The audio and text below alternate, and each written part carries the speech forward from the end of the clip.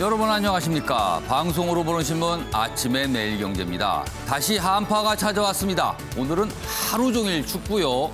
내일 아침까지 매서운 추위가 이어진다고 하니 따뜻한 옷차림을 잘 챙기셔야겠습니다. 그럼 아침 신문 일면 기사부터 출발하겠습니다. 매일경제 일면 기사입니다. 어제 있었던 문재인 대통령의 신년 기자회견의 내용을 전하고 있습니다. 문 대통령, 박근혜, 이명박 사면, 지금은 때가 아니다. 분명히 선을 그었습니다. 그리고요, 부동산 안정 성공하지 못했다. 어떻게 보면 사과를 한번 더한 셈이 됐습니다. 그리고 설 전에 특단의 공급 대책 마련한다는 부분도 강조했습니다. 다음은 조선일보 보겠습니다. 이재용 3년 만에 재수감 이렇게 돼 있고요. 선고 직후 드릴 말씀이 없다. 반응까지 담고 있습니다. 이재용 삼성전자 부회장 파기환송심 2년 6개월형이 선고가 됐고요. 법정 구속까지 됐습니다. 재판부는 뇌물 86억 그리고 적극적 제공이다. 승계위의 대통령의 부정청탁. 이렇게 얘기를 했습니다. 이 내용 좀 자세히 준비되어 있습니다. 이번에는 한국일보 보겠습니다. 중국 지난해 2.3% 경제 성장을 했습니다. 코로나 침체 속에 나홀로 성장. 그러니까요, 전 세계 주요 국가들 가운데 나홀로 성장입니다. GDP, 국내 총생산 사상 처음 100조 위안을 돌파했다. 그리고요, 1분기에는 마이너스 6.8%를 기록했는데 UV자 형태의 회복을 보이고 있다는 겁니다. 전 세계 경제가 다 침체인데 중국 혼자 나홀로 성장을 하고 있다는 내용입니다. 마지막으로 세계일보 보겠습니다. 서울 압구정 아파트값 평균 30억을 기록하고 있습니다. 전국 최고입니다. 지난해 거래된 아파트 그 내역을 좀 살펴보니까 평균 30억에 육박을 했다는 겁니다. 그리고요, 작년에 전국에서 10억 이상 평균 가격을 거래한 아파트 그걸 동으로 따져보니까 110개 이상 동이 나왔다고 합니다. 그런데 이 정도 규모는요, 문재인 정부 출범 전과 비교하면 3배 늘어난 거라고 돼 있습니다. 자, 지금까지 일명기사 짚어봤고요. 오늘도 뉴스의 행간을 읽어주시기 위해 네 분께서 자리하셨습니다. 한 분씩 소개해드리겠습니다. 먼저 화면 가장 맨 왼쪽에 신경민 전 국회의원 자리하고 계십니다. 그리고 그 옆에는 조대원 정치평론가 나오셨습니다. 그리고 장윤 변호사도 자리하셨고요. 마지막으로 장혜찬 시사평론가 나오셨습니다. 안녕하세요. 안녕하세요. 오늘 다룰 주요 이슈들을 4가지 키워드로 정리했습니다. 아침을 여는 키워드 화면에 준비되어 있습니다. 첫 번째 키워드는 경고인가 아니면 봉합인가. 어제 문재인 대통령 신년 기자회견 중에 나왔던 윤석열 검찰총장과 관련된 내용인데요. 해석의 여지가 좀 남아 있습니다. 그리고 두 번째 키워드는 입양은 쇼핑이 아니다.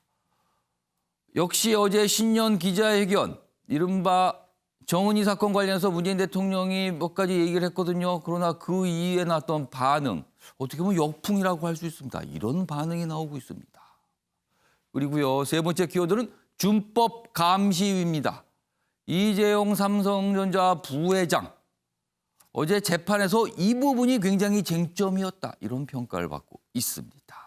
그리고 마지막 키워드는 사면 장사입니다. 미국 얘기인데요. 트럼프 대통령 임기가 이제 미국 현지 시간 따져보면 하루 정도밖에 안 왔어요. 안 남았는데 그 사이에 100명 가까이 사면할 수 있다는 얘기가 나옵니다. 로비스트들이 엄청나게 뛰고 있답니다. 그래서 사면 장사냐? 이런 얘기가 나오고 있습니다. 자, 그럼 아침의 매일경제 첫 번째 이슈는 어제 있었던 신년 기자회견. 몇 가지 분야로 좀 나눠서 자세히 짚어보도록 하겠습니다. 먼저 첫 번째 이슈입니다.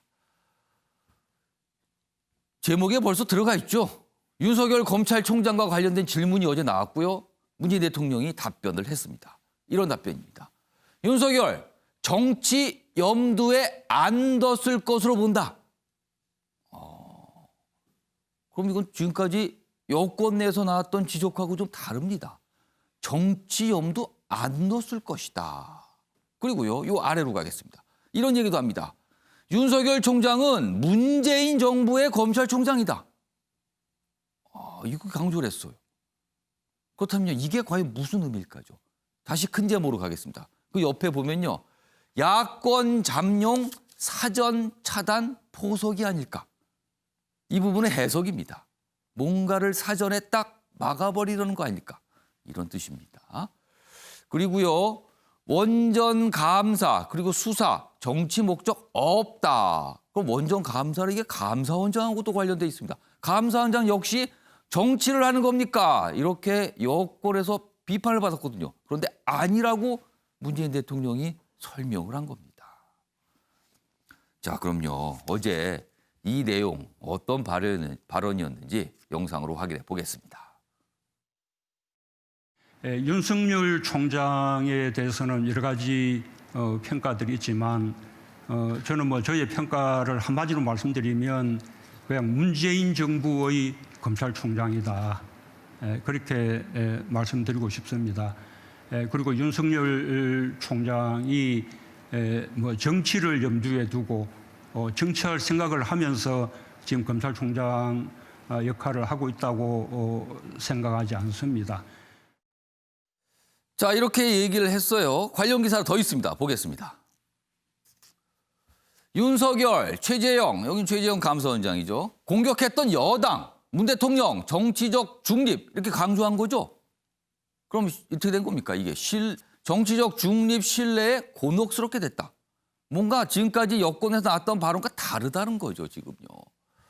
여기 보면 수사, 감사 모두 정치적 행위다. 맹비난했던 여당과 대통령의 인식이 다른 것 같다. 그렇다면 이게 어떻게 된 겁니까? 그러자 일각의 얘기를 싣고 있는데 이거 뭐 당청이 제대로 뭔가 의견 소통하고 있는 거 맞습니까? 왜 이렇게 다릅니까? 이렇게 또 얘기가 나왔습니다. 자, 그럼요. 이와 관련해서 과거에 여권에서 나왔던 발언들이 있거든요. 다시 한번 확인해 보겠습니다.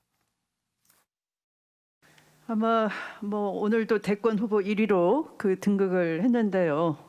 아마 오늘 이 순간부터는 그렇게 1위 후보로 등극하고 이런 국민적 의혹이 제기된다면 그냥 사퇴하고 정치를 해야 되지 않나 생각합니다. 상당히 심각합니다. 윤석열 총장이 정치 행위하고 있지 않다고 한다면 국민들이 웃을 겁니다. 여당이든 야당이든 지지하는 층이 어디 있든 간에 윤석열 총장은 확실하게 정치 행위를 하고 있고 그리고 그에 따르는 검사들도 정치 행위를 하고 있습니다. 자, 여권에서는 확실하게 정치 행위를 하고 있다. 그동안 그런 입장이었는데 문재인 대통령 어제는 정치를 염두에 두고 있다고 보지 않는다. 그리고 문재인 정부의 검찰총장입니다. 이렇게 강조를 했습니다. 네. 신영민 전은요. 어제 문재인 대통령의 이 발언의 의미 어떻게 보면 정치를 하지 말라는 경고일까요? 아니면 지금까지 갈등을 봉합을 하는 수준일까요? 어떻게 해석하세요? 일단 어저께 대통령의 기자회견이 2시간 넘도록 진행이 됐잖아요. 그렇습니다. 근데 그 기조를 보면 예. 원론적 원칙으로 돌아가서 이 얘기를 하고 있다는 느낌을 강하게 받고요. 많은 이슈에 대해서 네, 원칙적 얘기를 한다. 모든 현안에 대해서 원론에 기반한 원칙을 강조를 하면서 얘기를 했는데요. 예. 이 문제, 금방 앵커가 제기하신 문제도 똑같습니다. 원론적 원칙에 입각해서 지금까지 수없이 많은 검찰총장들이 있었지만 예. 검찰총장직을 이용을 해서 대선 이렇게 직코스로 간 사람은 이게 지금 처음 있는 경우고요. 더군다나 대통령은 그만두고 그보다 아랫단계 선거에서도 검찰총장직을 이용해서 간 사람은 그게 아주 드뭅니다. 그건 뭐 거의 없다고 볼 수 있거든요. 그런 점에서 봤을 때 대통령의 이 얘기는 원론적 원칙을 다시 강조함으로써 윤석열 총장이 대선 후보 여론조사에서 계속 상위의 랭크가 되면서 어떤 경우에는 1등까지 하잖아요. 예. 이런 것에 대해서는 아마 이제 더 이상 안 했으면 좋겠다. 당신의 그 앞으로의 결정, 처신을 바라보겠다. 당신은 나의 검찰총장이다. 그러니까 나의 부하다라고 지금 딱 못을 박는 거죠. 그럼 대통령의 지휘를 받고 있습니다. 아세요? 네. 다시 한번 얘기를 네. 한 건가요? 그렇게 지금 못을 박아놨기 때문에 예. 지금 윤석열 총장이 상당한 이 고민 내지는 이 결정을 해야 되는 이게 공이 넘어간 거죠. 그렇게 봐야 될 거고 이건 추미애 장관에 대해서 예. 지난 연말에 대통령이 직접적으로 사과를 했기 때문에요. 예. 그 연장선상에서 봐야 되고 또 하나는 자 이제 추미애는 가고 예. 박범계가 오는데 박범계 신임 장관과 당신과는 어떤 관계를 유지해야 되는 거냐라고 분명하게 또 메시지를 보내는 겁니다. 잘해야 된다. 내가 가는 방향은 검찰 개혁이다라고 지금 얘기를 하는 굉장히 다의적이고 복합적인 여러 가지 메시지를 문재인 정부의 검찰총장이라는 한마디에 예. 녹아 있다고 해석이 됩니다. 그러니까 문재인 정부의 검찰총장입니다. 그리고 정치를 염두에 두고 있다고 생각하지 않습니다. 이렇게 두 가지 얘기가 있었어요. 자, 조동 평론가는 이 대목 어떻게 해석하십니까? 저는 뭐 일관되게 그 방송에 나와서 얘기했던 부분이 기본적으로 그 문재인 대통령과 윤석열 총장은 상호간에 신뢰관계가 있다. 그리고 여당 의원들이 그렇게 윤석열 총장을 공격하고 하는 과정 속에서도 대통령과 윤 총장 간에는 그 교감을 하고 있었다.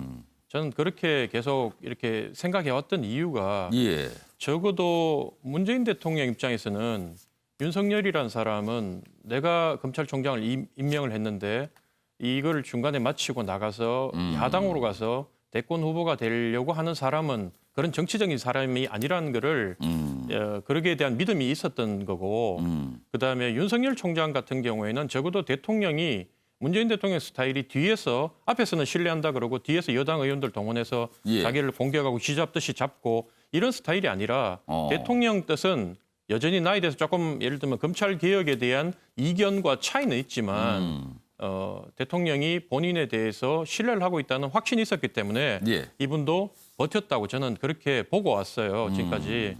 그래서 지금까지는 문재인 대통령의 리더십 스타일을 우리가 잘 알아야 될 게 문재인 대통령은 강력한 카리스마를 가지고 이 국정을 이끌어가고 그 조직을 장악하는 스타일이 아니라 예. 그 온화한 카리스마를 가지고 이 사람들이 그 자기 참모들한테 임명을 했으면 모든 걸 믿고 맡기는 그런 스타일입니다. 예. 그래서 평상시에 이런 온화한 스타일이 잘 나갈 때는 예.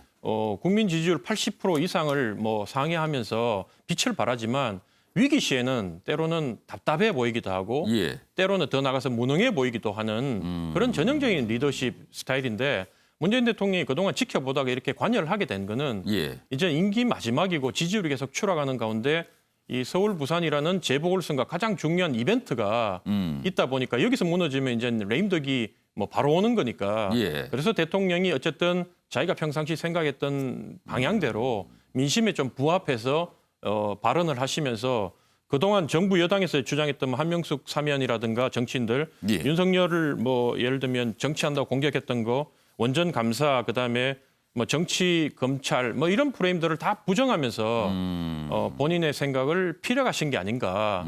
이제 이 지점에서는 내가 좀 개입을 해야 되겠구나 보고 개입을 하셨다. 저는 뭐 그렇게 보고 있습니다. 그러면요. 사실은 예. 조동 평론가 하나를 좀 더 질문 추가로 예. 드릴게요.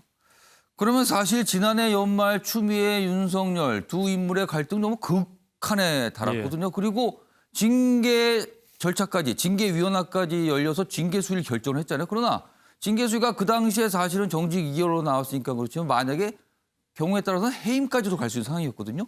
그럼 만약에 해임 결정이 나올 정도의 어떤 위기 상황이었는데 문재인 대통령은 문재인 정부의 검찰총장이다. 어떻게 보면 신뢰하는 듯한 발언을 했거든요. 이게 같이 갈 수 있는 건가? 어제도 분명히 그런 또 해석이 나왔어요. 대통령은 이미 윤석열 총장을 해임까지 가지 못할 거라는 정도는 파악을 하고 있었고요.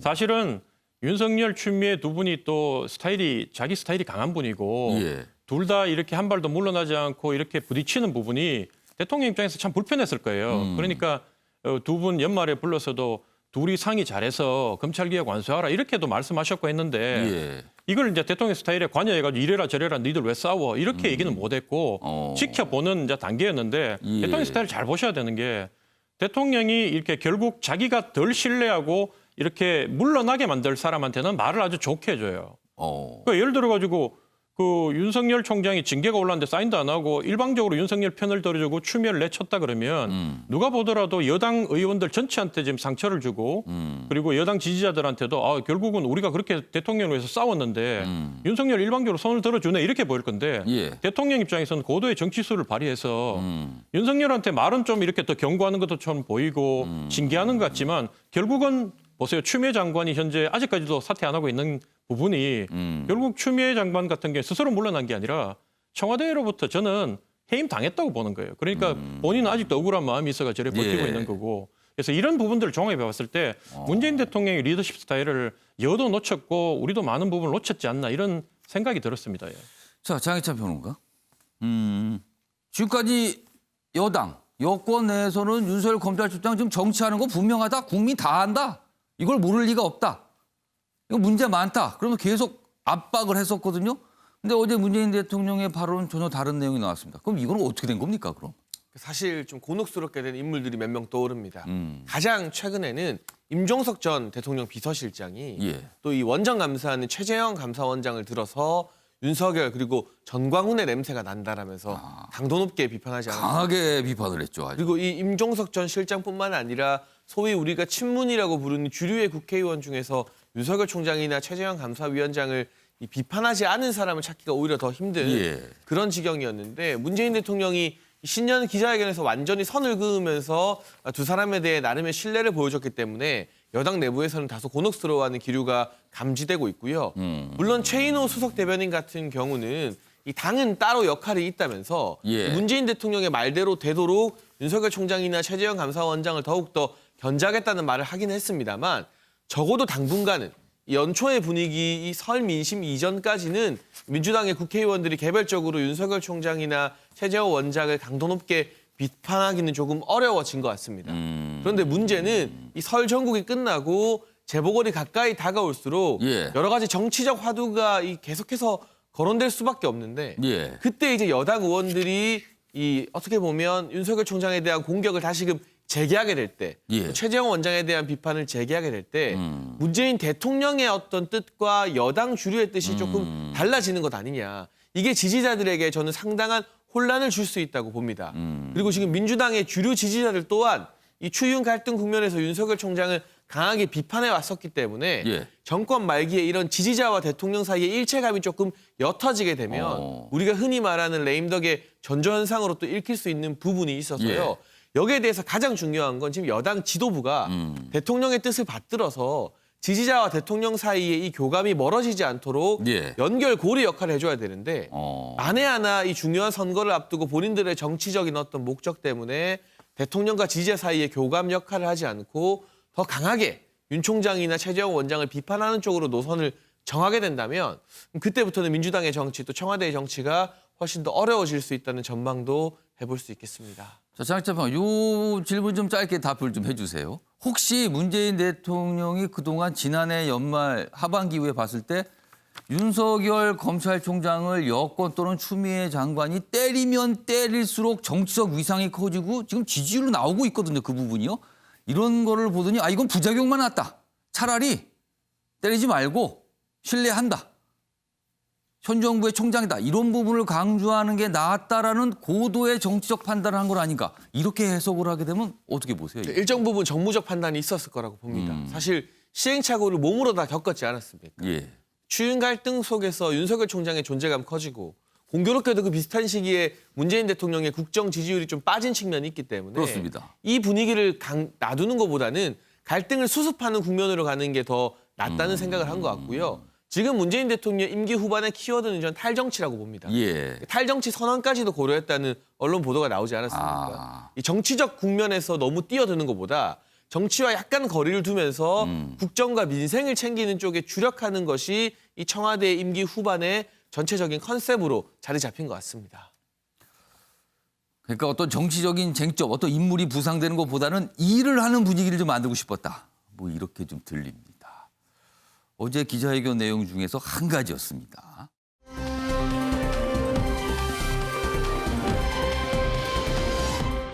다음은요. 또 다른 내용이죠. 굉장히 주목받았습니다. 사면과 관련돼서 뭔가를 좀 명확하게 얘기를 했습니다. 어제요. 내용 보면 이렇습니다. 사면에 선그은 문 대통령 선을 그었습니다. 안 된다는 거죠. 그리고 이렇게 얘기합니다.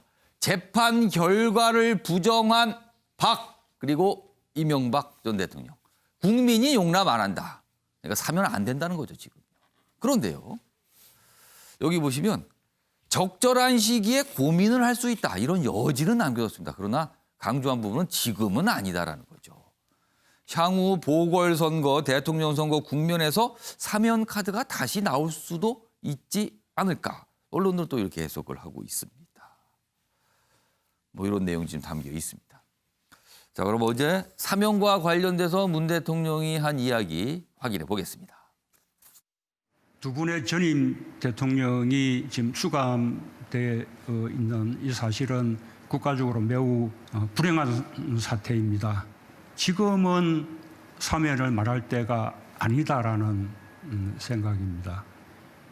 재판 절차가 이제 막 끝났습니다. 그런데 그 선고가 끝나자마자 돌아서서 사면을 말하는 것은 저는 비록 사면이 대통령의 권한이긴 하지만 대통령을 비롯해서 정치인들에게 그렇게 말할 수 있는 권리는 없다고 생각을 합니다. 국민들이 사면에 공감하지 않는다면 이 사면이 통합의 그 방안이 될 수 없다고 생각합니다. 사면을 요구하는 이런 움직임에 대해서는 국민들의 상식이 용납하지 않을 것이라 생각하고 저 역시 받아들이기가 어렵습니다. 자, 어제 이렇게 얘기를 했는데요. 그러면은 많은 분들이 떠올리실 수 있는 인물이 있을 거예요. 바로 이낙연 더불어민주당 대표입니다. 사면론을 10년에 주장을 한 거잖아요. 그리고 지금까지 보름 넘게 이슈로 이어왔습니다. 그런데 어제 문 대통령이 선을 그어버렸어요. 그럼 어떻게 되는 겁니까? 이낙연 대표는. 다음 기사가 있습니다. 문 사면 선긋자 난감해진 이낙연. 난감해졌다. 뭔가 주장을 하고 제안을 했는데 거절이 된 셈이 됐습니다. 그리고요 어제 텃밭 호남 민심 다잡기다. 어제 광주를 방문했습니다. 여기 보면은요. 뭔가 좀 온도차가 나타난 거잖아요. 앞서서 윤석열 총장과 관련해서도 온도차가 좀 있었고요. 여당과 대통령의 인식에. 그리고 이 사면 관련해서는 당대표와 온도차가 있는 겁니다. 당청 관계 변화가 생기는 건가 이런 해석까지 나온다. 그리고 이낙연 대표는 어제 5.18 묘지 참배를 했습니다. 그 과정에서 시민들이 항의하는 모습도 나타났습니다. 자, 그럼 요 내용이요. 어제 문 대통령의 사면 관련 발언에 대해서 이낙연 대표가 반응을 좀 보였고요. 그리고 어제 광주로 방문했습니다. 그 모습 같이 보겠습니다. 대통령님의 뜻을 존중하고요. 대통령님의 말씀으로 그 문제는 매듭지어져야 한다고 생각합니다. 네. 를 방문했을 당시의 모습입니다. 지금 영상으로 나오고 있는데요. 많은 분들이 인사도 하고 있고요. 앞에 괜찮아요? 근데 기자들이 질문하기 위해서 그렇게 좀 대기하는 모습이에요. 5.18 관련 뒤에 보면은 뭐 피켓으로 지지한다 이런 피켓도 있는데요. 뭐 철회하라 이런 모습도 좀 보이죠. 뒤에 피켓으로요.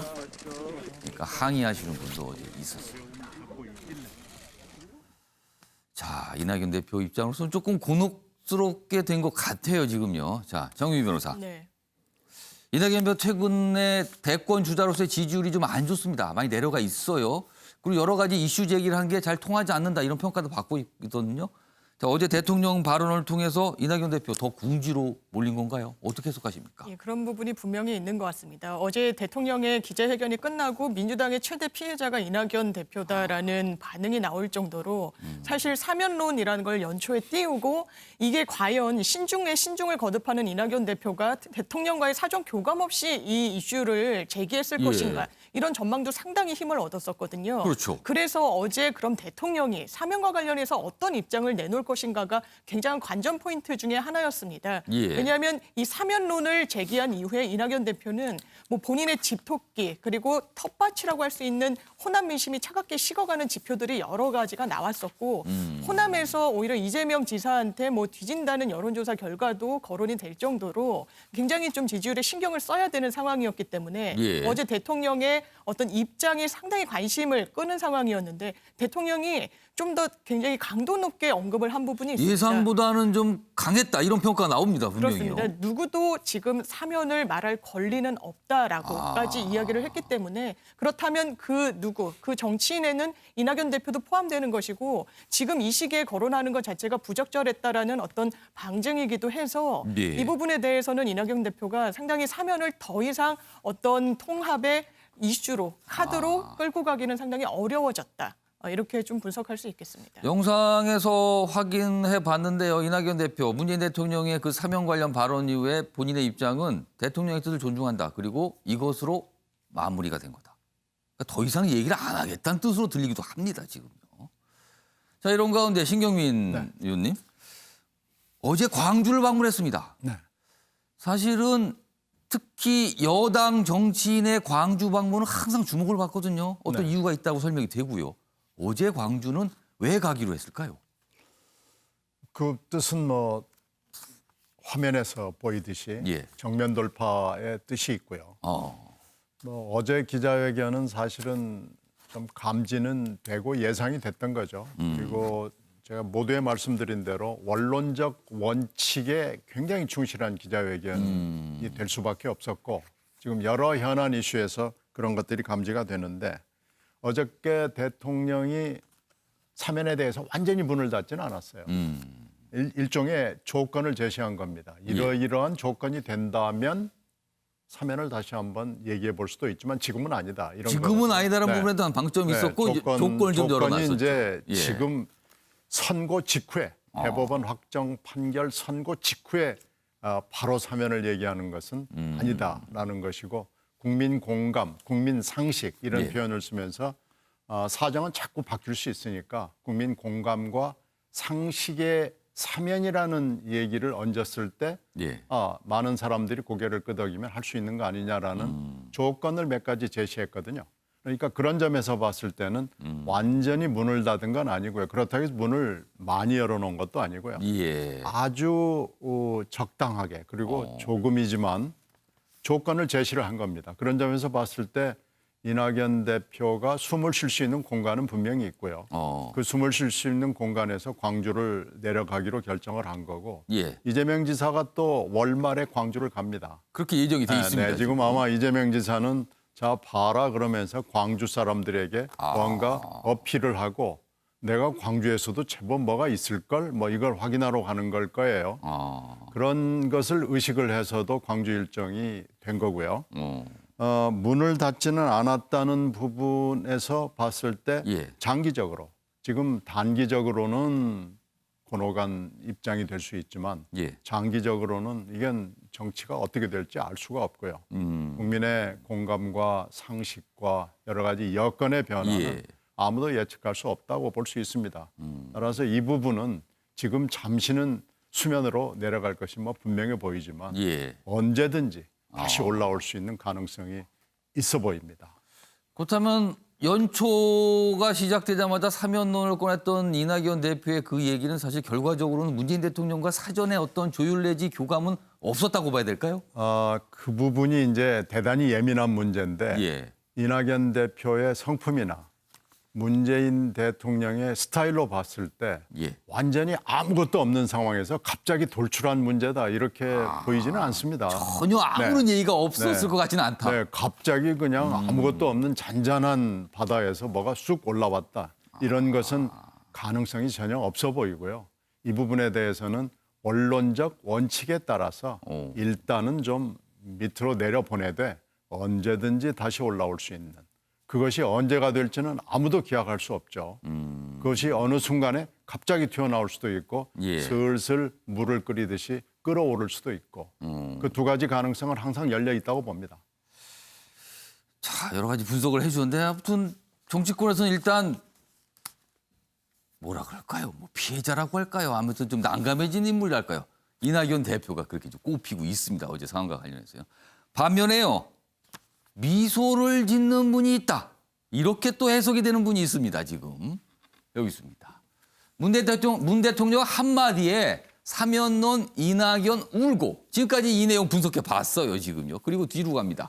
기본소득 주장해왔던 이재명 웃었다. 어제 문재인 대통령이 이 아랫부분입니다. 문재인 대통령이 이 재난지원금 관련해서 뭐 4차 재난지원금 얘기하면서 지금은 아직은 아닌 것 같습니다. 그런데 그 얘기를 쭉 하다가 지방자치단체 차원에서 뭐 할 수 있는 거 아닙니까? 이렇게 얘기를 합니다. 그 많은 분들이 그 대목에서 이재명 경기지사 이렇게 떠올렸을 겁니다. 이 지사 재난기본소득 탄력받은 거 아닌가? 왜냐하면 대통령의 긍정 발언이 어제 좀 있었거든요. 이 부분입니다. 지금. 자, 그럼요. 이 관련된 내용 문재인 대통령이 어떻게 얘기했는지 확인해 보겠습니다. 정부의 재난 지원만으로 충분하지 않는 경우가 많이 있습니다. 그런 경우에 지역 차원에서 말하자면 보완적인 그런 재난 지원을 하는 것은 그것은 뭐 또 그 지자체에서 얼마든지 할 수 있는 일이라고 보고 있습니다. 이 얘기가 나온 이후에 이재명 지사의 반응이 있었어요. 다음 기사입니다. 이낙연 대표 대통령 뜻 존중. 이건 사명과 관련된 거죠. 그리고 뒤로 갑니다. 이재명 대통령이 계셔서 다행입니다. 지금 굉장히 어려운데요. 이거는 무슨 뜻일까요? 문재인 대통령이 지금 계셔서 다행입니다. 이렇게 본인이 SNS에 글을 올렸습니다. 이 지사 민생 위한 노력 이해해줬다. 굉장히 고맙다라는 내용이 좀 묻어납니다. 지금 이런 글에서는요. 자, 그럼 이 얘기 좀 해보겠습니다. 조대현 평론가. 어제 기자회견의 최대 수혜자는 이재명 지사다. 이런 얘기가 나오는데 이거 동의하십니까?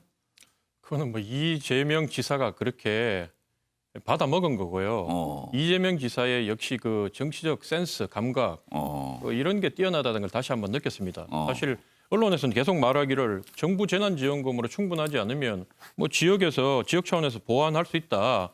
이 부분을 가지고 대통령께서 이재명 지사의 손을 들어줬다. 이렇게 뭐 다들 얘기를 하는데 예. 제가 그 기자회견 전문을 읽어보니까 그 바로 윗부분에 이런 말이 나와요.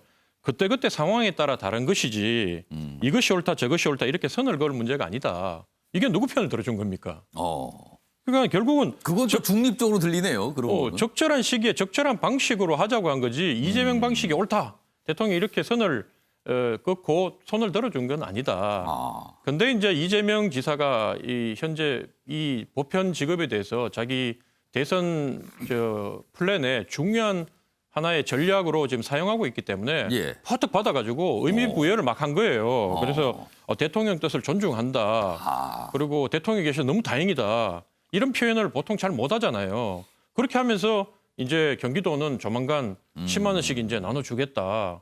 뭐 이렇게 지금 치고 나간 거예요. 근데 대통령 그 리더십 스타일을 뭐 제가 처음에도 말씀드린 것처럼 대통령이 추미애 장관과 윤석열 총장을 봤을 때 결국 현재 지금 이 시점에 봤을 때 누구 손을 들어준 겁니까? 윤석열 손을 들어준 거예요.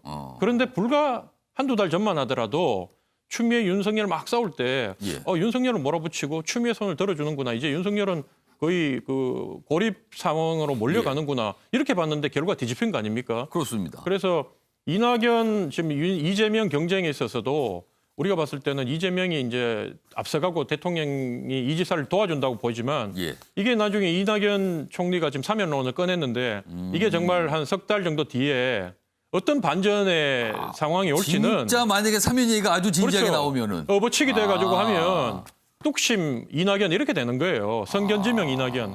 이런 상황을 야당들이 많이 놓치고 있다, 야당이. 그래서 저는 이런 점을 늘 관심 있게 지켜보고 있습니다. 예. 그러니까 뭔가 문재인 대통령의 발언은 고도의 정치적인 판단이 있을 수 있다. 뭐 이렇게 해석하신 것 같아요, 지금. 네. 자, 장혜철 평론가.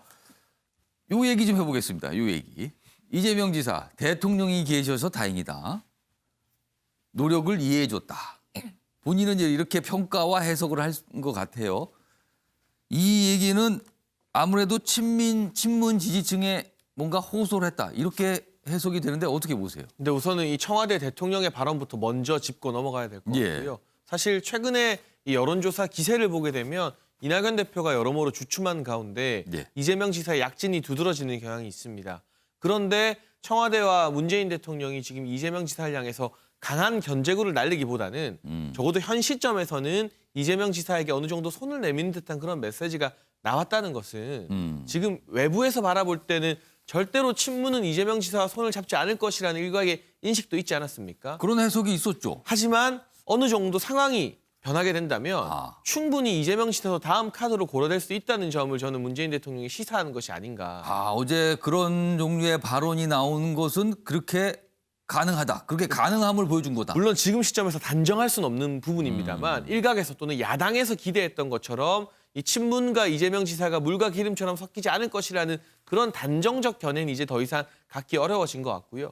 그렇게 되면 사실 야당의 정치적 계산은 더 어려워지겠죠. 이재명이라는 굉장히 강한 카드가 예. 민주당 대선 후보가 될 수 있는 가능성을 이제는 배제할 수 없어졌습니다. 또 이재명 지사 역시 이 위기 상황에 문재인 대통령이 그 자리에 계셔서 다행이다라고 한 것은 굉장히 본인이 할 수 있는 최대한의 칭찬을 문재인 대통령에게 돌려준 부분 아니겠습니까? 칭찬이라는 표현이 좀 부족해 보이긴 합니다. 다른 표현이 있을 수도 있을 것 같아요. 어쨌든 예. 이게 상찬을 한 것이고 뭐가 되었든 존경을 표시하는 것일 텐데 여기서도 또 한 가지 드러나는 것이 지금 민주당의 어떤 이 소위 최고위원이라 할 수 있는 지도부들 대부분 친문이라 평가받습니다. 이 최고위원들의 최근 정치적 발언과 문재인 대통령, 이재명 지사 사이의 어떤 이 교감은 예. 또 궤를 달리한다는 것이죠. 앞서서 저희가 문재인 대통령이 윤석열 총장이나 최재형 감사원장 원칙적으로 비판하지 않은 부분이 친문 주류나 이 여당 지도부와는 좀 결이 다르다는 말씀드렸습니다. 예. 근데 최근에 김종민 최고위원을 포함해서 이 여당의 지도부나 중진 의원들 같은 경우는 경기도에 이 10만 원 별도 지급에 대해 강도 높은 비판을 했는데 예. 문재인 대통령은 그렇지 않은 발언을 보였고 이재명 지사도 호응을 했습니다. 이 과정에서 제가 느끼는 것은 뭐 이재명 지사가 문재인 대통령이나 친문을 향해서 러브콜 보낸다 이건 너무나 당연한 해석이겠지만 예. 뭔가 중요한 국면마다 청와대와 여당 사이의 어떤 기류가 완벽하게 일치되지 않는다는 점. 여기서 자꾸 조금씩의 이견이 보인다는 점이 지금 정권 말기로 가면서 차기 권력, 다음 권력을 구상하는 그러한 어떤 구도에 있어서도 문재인 대통령의 입장과 여당 지도부의 입장이 조금씩은 갈릴 수 있는 부분 아니겠는가. 그 빈틈을 이재명 지사가 잘 포착해서 치고 들어온다면 이재명 지사에게도 그동안은 이 경선이 굉장히 불리할 거라고 판단되었습니다만 예. 새로운 길이 열릴 수도 있겠다는 그런 여러 가지 변화의 기류가 감지되는 기자회견 이후의 반응이었던 것 같습니다. 신경민 전 의원께 이 질문 좀 추가로 좀 드릴게요.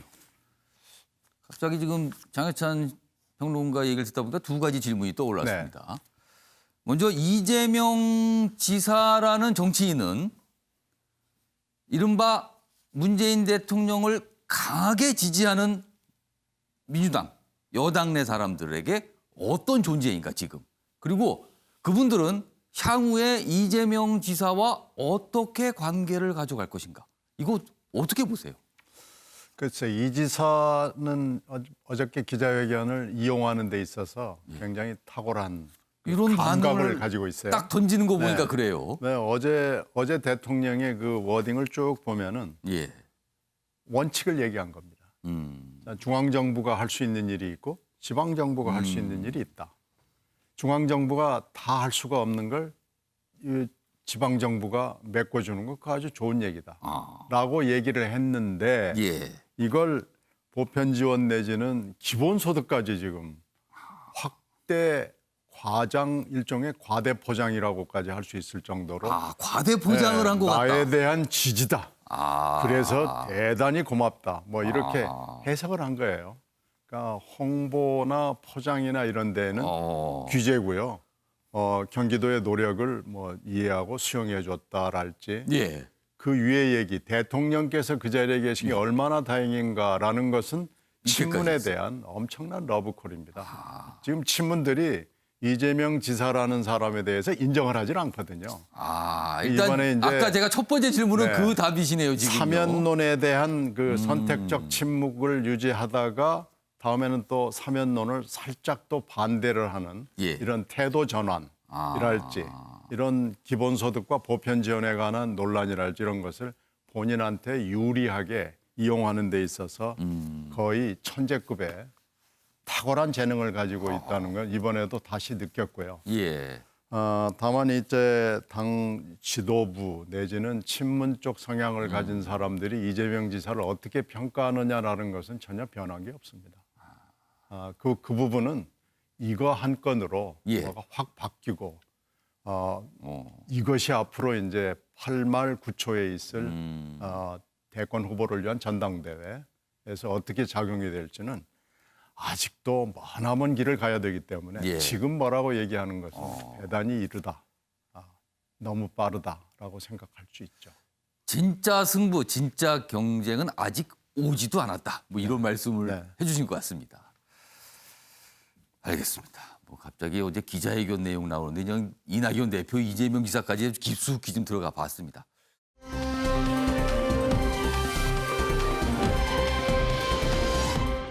어제 기자회견과 관련해서 마지막 주제인데요. 이 부분은 좀 논란입니다. 보겠습니다. 입양 아동 바꾼다든지 이른바 정의 사건 관련해서 질문을 받았는데 문재인 대통령이 이런 얘기를 한 겁니다. 아동을 바꾼다든지 뭐 이런 얘기예요. 이 발언이 파장을 일으켰습니다. 그래서 청와대가 수습에 나섰죠.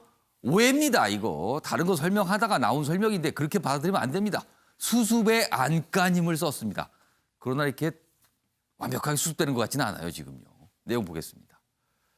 정인이 사건 재발 방지책 질문에 파양, 그러니까 입양을 깨는 거죠. 다시 돌리는 거잖아요. 파양 활성화 의미로 해석돼 비판이 일었다. 그래서 청와대 입양제도 보완한다는 의미입니다. 그러나 야당에서는 이게 입양의 문제가 아니라 아동 학대를 막는 거의 문제입니다. 아동 학대가 문제인데 이거 완전 번지수가 잘못했어요라고 거세게 또 비판하고 있습니다. 그리고 리허설을 4번이나 했는데 이거 뭡니까? 왜 이런 얘기가 나옵니까? 질문 답변 연습할 거 한 거 아닙니까? 왜 그럽니까? 라는 질문까지 나왔습니다. 지금요. 자, 그럼요. 이와 관련해서 어제 어떤 발언이었는지 확인해 보겠습니다. 입양의 경우에도 사전에 그 입양하는 부모들이 충분히 입양을 감당할 수 있는지 하는 그 상황들을 보다 좀 잘 조사하고 또 초기에는 여러 차례 입양 가정을 방문함으로써 아이가 잘 적응을 하고 있는지 또 입양 부모의 경우에도 이렇게 마음이 변할 수가 있기 때문에 일정 기간 안에는 입양을 이렇게 뭐 다시 취소한다든지 또는 여전히 입양하고자 하는 마음은 강하지만 그 아이하고 맞지 않는다고 할 경우에 입양 아동을 또 바꾼다든지 여러 가지 방식으로 또 입양 자체는 또 위축시키지 않고 활성화해 나가면서 입양 아동을 보호할 수 있는 그런 대책도 필요하다고 생각합니다. 저런 발언이 알려진 이후에 전 야당의 반응이 있었고요. 관계자들의 반응들이 계속 나왔습니다. 다음 기사 하나 더 보겠습니다. 청와대 국민청원 게시판에 뭐 이런 내용들까지 올라왔어요. 대통령님, 입양은 쇼핑이 아닙니다.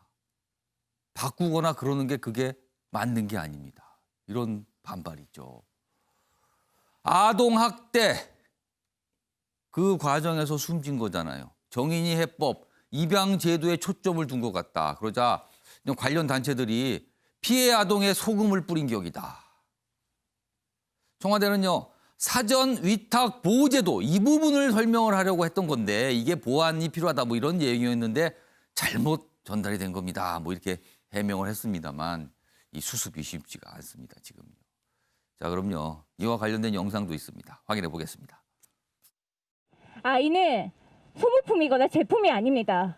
어떻게 그런 아동 인권 수준으로 저출산을 얘기하고 아동학대를 이야기할 수 있겠습니까?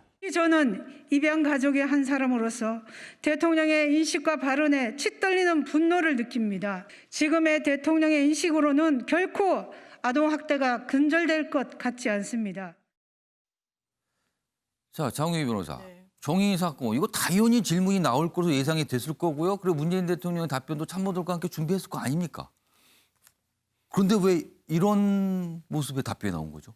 사실 아이를 뭐 바꾼다라는 표현은 적절하지는 않은 것 같습니다. 이 예. 부분에 대해서는 이론이 없을 것 같고 다만 그 이 맥락을 살펴보면 예. 이 입양 제도라는 것이 사실 입양을 하는 부모 입장에서는 이상과 현실이 좀 다를 수가 있다. 그렇기 때문에 사실 육아라는 게 얼마나 또 힘든 과정입니까? 예. 그래서 어떤 휴직이 과도기 적응기를 가질 필요가 있겠다. 그리고 선진국의 사례 같은 걸 봤을 때 사전 위탁 제도를 통해서 어떤 아이를 입양하기로 결심한 부모가 한 6개월 정도까지 같이 자녀와 이 입양 자녀와 부모가 함께 적응을 서로 해나가는 그런 과정을 좀 의무화하는 그런 제도도 있기 때문에 그러니까 적응기를 좀 가질 예. 필요가 있다. 그런 부분을 좀 길게 자세히 상세하게 설명을 했다면 이런 아동을 바꾼다라는 표현으로 이렇게 치환되지는 않았을 것 같습니다. 말씀하신 대로 정인이 사건으로 인해서 얼마나 많은 국민들이 충격을 받고 또 고통을 받았습니까? 예. 당연히 나올 수 있는 질문이었고 이 부분에 대해서는 좀 책임 있는 자세로 답변을 하도록 준비를 당연히 했을 겁니다. 그러면서 참모진이 사전 위탁 제도라는 선진국의 뭐 영국이나 기타 유럽 국가에서 도입한 제도가 있다. 이것을 우리나라에서도 도입 방안을 한번 모색해 볼 수는 있다라는 그 맥락에서 이 부분을 설명하는 과정 중에 다소 부적절하게 이런 워딩이 좀 나온 게 아닌가 이렇게 평가할 수 있겠습니다. 조대현 평론가는 어제 대통령 발언이 이제 알려진 이후에 청와대가 추가적인 설명을 내놨거든요. 그러면서 이제 사전 위탁 보호제도 이 부분을 강조한 건데 이게 좀 오해입니다 했어요. 어제 청와대 해명 어떻게 들으셨습니까? 저는 청와대와 대통령이 그런 의미로 말씀하셨다고 믿습니다. 알고 있습니다. 그리고 대통령이 진심과 열정이 있고 정인이의 비극을 함께 가슴 아파하며 눈물 흘리면서 이런 정책과 연설문을 썼을 거라고 저는 믿고 있습니다. 의심하지 않습니다. 그런데 그게 빛을 발하려면 결국은 공감력과 소통을 통해서 예. 바른 방향을 먼저 설정해야 되는 겁니다.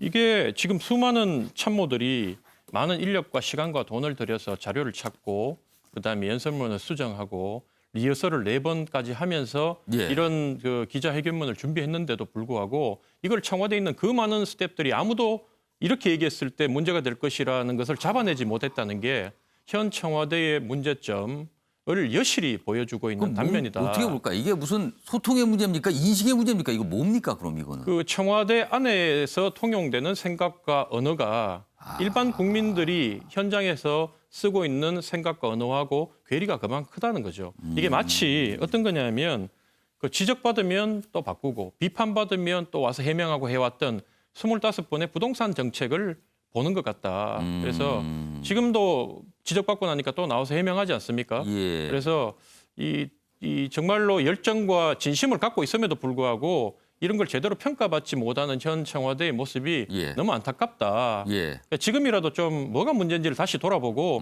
국민의 눈높이로 낮아질 필요가 있다. 저는 그런 생각이 듭니다. 예. 장희찬 평론가. 어제 저 발언이 알려진 뒤에 야당을 중심 나온 비판 중에 하나가 정의 사건의 본질은 입양과 관련된 게 아니다. 이건 아동 학대 문제다. 그런데 왜 방점을 입양 쪽을 보고 있는가? 이런 지적이 있었거든요. 실제로 연구 결과를 보면요. 예. 이 아동 학대가 입양 부모, 양부모 가정보다요. 친부모 가정에서 훨씬 더 많이 이루어지고 있습니다.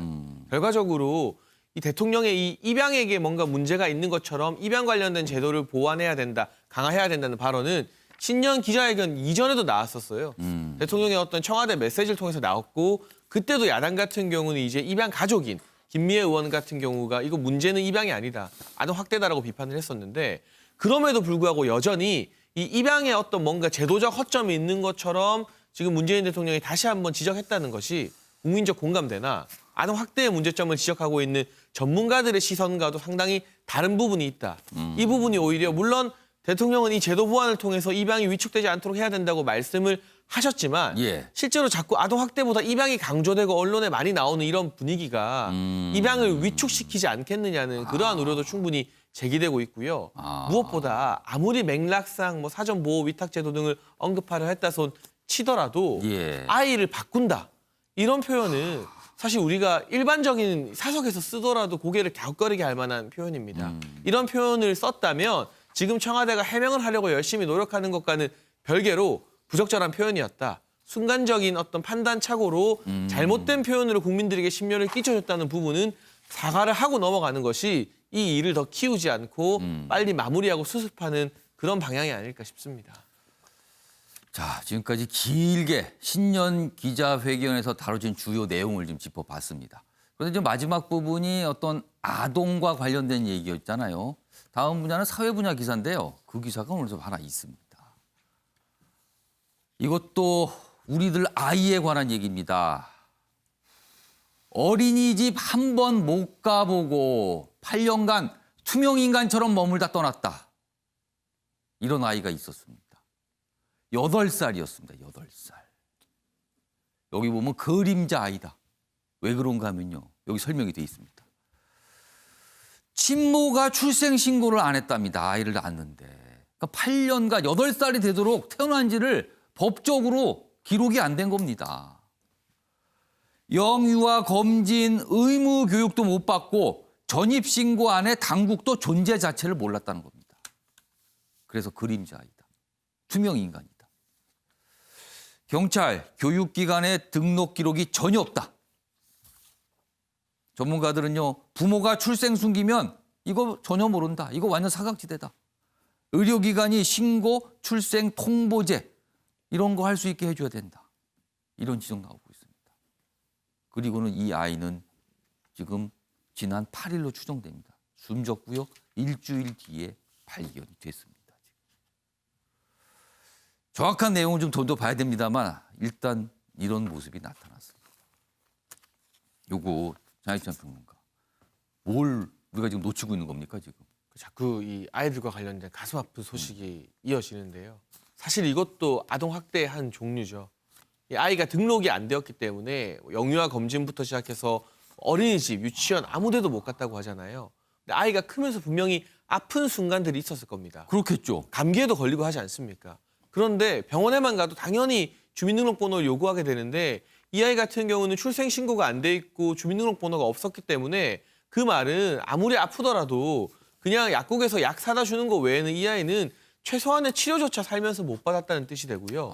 이 아이가 살았던 이 집에서 불과 몇 발자국 이내에 놀이터가 있었다고 합니다.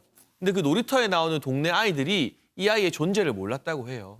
단순히 학교만 안 보낸 것이 아니라 병원만 안 보낸 것이 아니라 거의 집 밖으로 못 나가게 할 정도로 이 아이를 사실상 방치하고 또 학대했다는 그런 부분인데 왜 이런 일이 발생하게 됐을까? 출생신고제 때문입니다. 이 아이의 친모가 전 남편과의 혼인관계가 법적으로 말소되지 않은 상태에서 사실혼 관계에 이 아이의 친부와 아이를 낳았기 때문에 그렇게 되면 전 남편과 함께 신고를 하거나 아니면 출생을 인정받기 위한 소송을 제기해야 되는데요. 이 저소득 가정 같은 경우 어떻게 그 소송을 감당하겠습니까? 방법도 모르고. 이런 경우에 뭔가 명확하게 법적으로 출생 신고가 될 수 있게끔 예. 어떻게 전 남편과 같이 갑니까? 그런 부분에 대해서 부모들의 관계가 아니라 아이의 관계를 초점으로 해서 출생 신고를 받아주도록 제도가 개선이 돼야 될 것 같고 무엇보다 병원에서 보통 아이를 낳지 않습니까? 그러면 부모가 신고하는 것이 아니라 아이를 낳아준 병원에서 자동적으로 관할 기관에 출생을 통보하는 출생통보제 법안이 지금 발의는 되었고 논의는 되고 있는데 왜 아직까지 국회에서 통과되지 않는 것인가. 여기에 대해서도 정치권이 좀 발빠르게 움직여서 출생신고제에서 출생통보제로 완전히 전환할 필요가 있어 보입니다. 우리나라요. 인구가 줄고 있습니다. 아이 하나하나가 정말 소중한 나라입니다. 지금요. 그런데요. 왜 못 지키는 겁니까? 아이들을. 아이를 중심으로 뭔가 일을 하는 어떤 변화 지금 절실해 보입니다. 지금.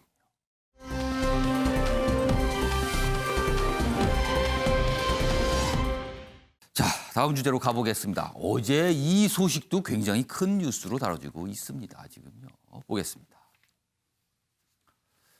이재용 삼성전자 부회장 자발적 아니었다. 뭐 이렇게 좀 항변을 한 거죠.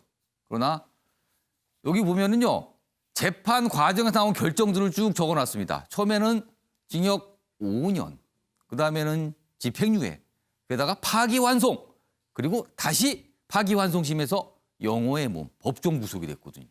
이런 절차가 있었습니다. 2017년 유죄 인정 2심에선 가명석방, 2019년 대법원 전원합의체에선 다른 판단, 파기환송심, 재판부, 준법감시위원회 제안했는데 이와 관련해서 평가가 좀 나온 이후에 어제 결정이 2년 6개월 그리고 법정 구속이었습니다. 관련 기사 더 보겠습니다. 어제 법원의 결정에 이것이 쟁점이었다. 이렇게 오늘 설명이 되고 있어요. 재판부 준법감시위원회 진정성 평가한다면서도 양형 조건엔 참작을 안 했다. 여기 설명이 되어 있습니다. 준감이 계열사 준법감시 감당 무리다. 재판부는 실효성 부족하다고 판단한 겁니다. 그러면서 어제 그런 이 형이 선고가 된 거죠. 자, 이재용 부회장 측은 전 대통령 직권남용에 기업재산권 침해당한 게 이게 본질입니다. 이렇게 항변을 했습니다만 받아들이지 않은 셈이 됐습니다. 그리고 이재용 부회장 실형 선고 순간 한동안 침묵했다. 마지막 진술서도 할 말 없다. 이렇게 얘기를 했다고 합니다. 자, 그럼요. 어제 이재용 부회장의 모습 그리고 변호인의 설명 동시에 들어보겠습니다.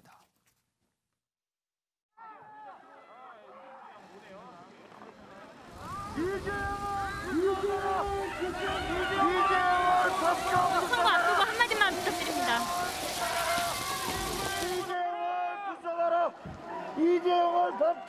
이 사건은 본질이 전 대통령의 직권남용으로 기업이 자유와 재산권을 침해당한 것입니다.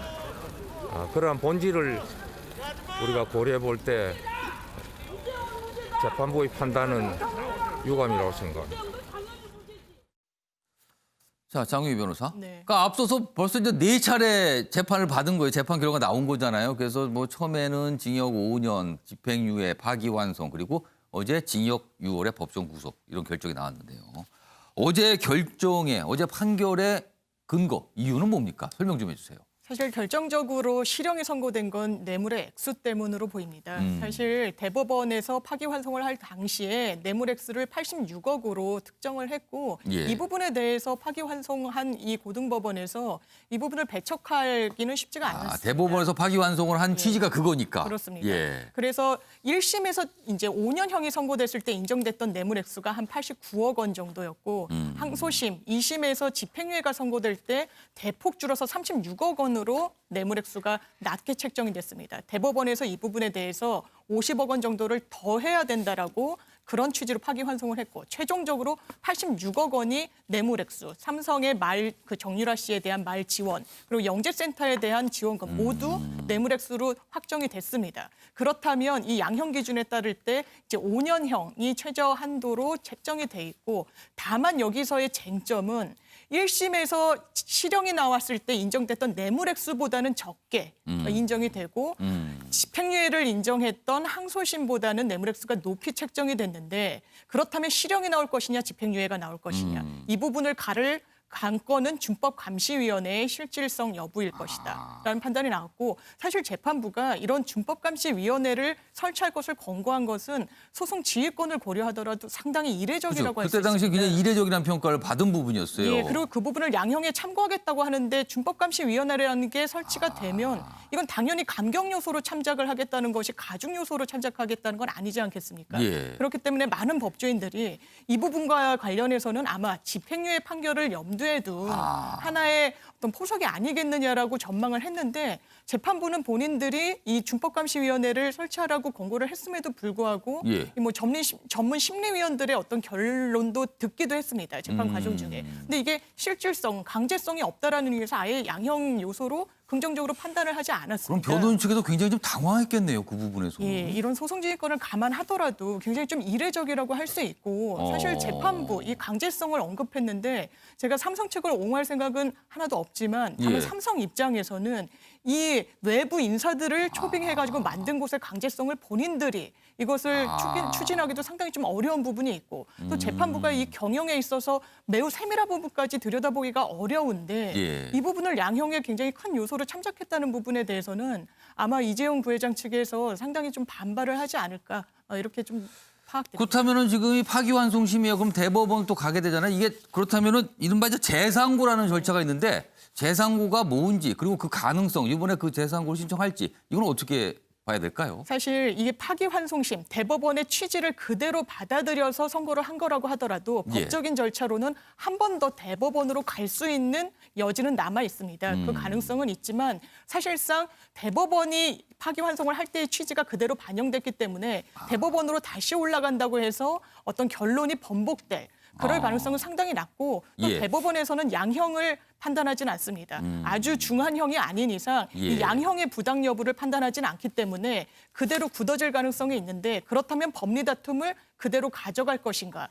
이 부분과 관련해서는 사실 이재용 부회장이 처한 상황을 좀 파악해볼 필요가 있어 보입니다.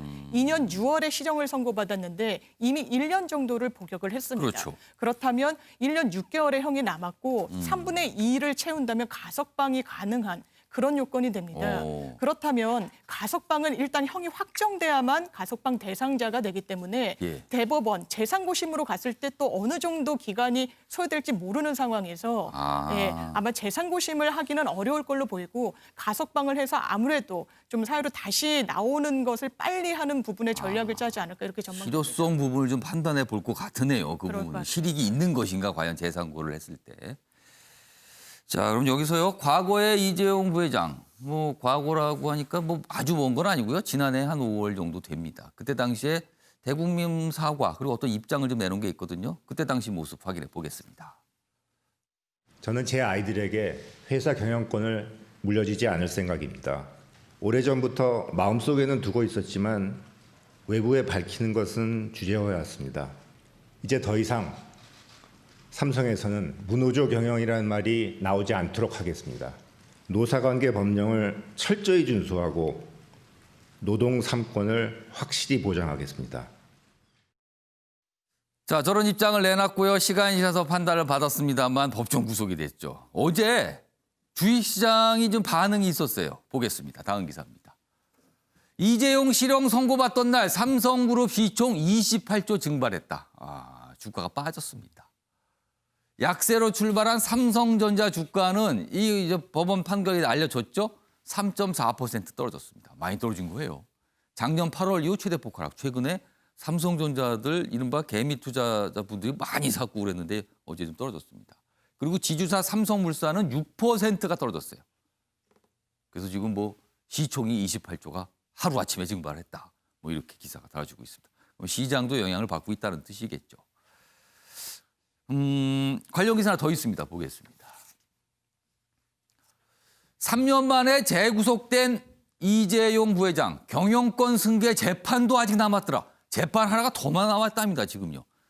장윤희 변호사, 이거 짧게 좀 뭐가 남은 겁니까? 지금 재판이. 지금 삼성물산과 제일모직 합병 과정 중에 어떤 위법성이 있었다, 불법성이 있었다라는 혐의, 또 하나는 삼성바이오로직스의 회계 부정과 관련해서 검찰이 영장까지 청구했던 그런 사안입니다. 이게 경영권과 관련된 거군요. 이거는. 그렇습니다. 이 부분도 경영권 승계를 위해 가지고, 그러니까 국정농단 사건과 관련해서는 정치권의 뇌물을 경영권 승계를 위해서 공여했다. 또 이 부분은 지역 내부 구조를 굉장히 불법을 감내하면서까지 이 경영권 승계를 위해서 집중했다. 이런 부분이기 때문에 법적인 판단이 여전히 남아있고 이 부분도 사실 유죄로 인정된다면 상당히 중한형을 면치 못할 거라는 전망도 높습니다. 지금 상태로는 구속 상태에서 또 이 재판을 받게 되는 거네요. 그렇습니다.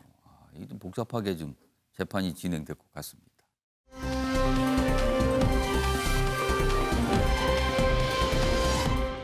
자, 마지막 주제가 될 것 같습니다. 미국으로 가보겠습니다. 트럼프 대통령 얘기가 있습니다. 20일, 현지 시간 20일로 바이든 당선인이 이제 대통령에 취임을 합니다. 그리고 트럼프 대통령은 전직이 되는 거거든요. 그런데요, 이런 모습이 있답니다. 트럼프 퇴임 전날, 이제 하루 남았는데요. 100명 사면할 듯. 이건 뭡니까, 지금요? 로비스트들이 이 사면 로비를 하냐고 대호황이랍니다, 지금. 줄 대준다며 건당 수천만 원, 우리 돈으로 수천만 원씩 받고 있답니다. 신경민 전 의원님. 네. 뭐 이런 일이 다 있습니까? 미국에서는 가끔 이런 일이 있어요. 미국 대통령은 우리도 사면 얘기 아까 했습니다만 예. 우리나라 대통령보다 훨씬 센 사면 권한이 아주 광범위하게 그냥 마음 있고, 먹으면 할 수 있는 네, 거예요, 그냥? 자기 것도 할 수 있거든요. 지금 트럼프 대통령이 자기 것 뭐 자기 그 아들 딸 자기를 때문에 자기가 사면하는 거예요? 그 다 가능하니까 지금 이럴 예측이 쭉 있었고 미국 대통령의 그 광범한 사면 권한 때문에 예. 돈 많은 범죄 혐의자들 내 확정된 사람들이 줄을 댄다는 이 얘기는 사실 처음 트럼프 때 처음 있는 얘기가 아니고 예. 역대 대통령들이 그런 얘기가 좀 있었습니다. 우리 같으면 이거는 부패라고 인식하지 않을까요? 우리는 이렇게 돼 가지고는 뭐 대통령이 아니라 대통령보다 훨씬 높은 사람도 견뎌내기가 어렵죠. 근데 우리나라에도 소문으로는 예. 이 사면이 옛날에 아주 굉장히 무슨 절 있을 때마다 계기 있을 때마다 했을 때는 사면 시장이 있다는 소문이 있는데 아직 확인되지 소문만 있었군요. 네, 그렇습니다. 그 로비스트들이 뭐 이거 해주겠다 그러면서 돈을 받고 있다는 겁니까? 네, 엄청난 돈을 내는 거죠. 다음 기사 하나 더 있습니다. 이거 관련됐습니다. 부동강난 미국 민심 그렇죠? 미국 심각합니다. 지금 아주 갈라져 있습니다. 바이든 취임식에서 단합을 호소한다. 그러나 과연 이 단합이 얼마나 통할 수 있을까? 왜냐하면 트럼프 대통령 시절에 워낙 갈렸거든요. 뭐 이런 게 과제로 남았다는 기사입니다. 자, 아침의 매일경제 오늘 준비한 내용은 여기까지입니다. 시청해 주신 여러분 고맙습니다.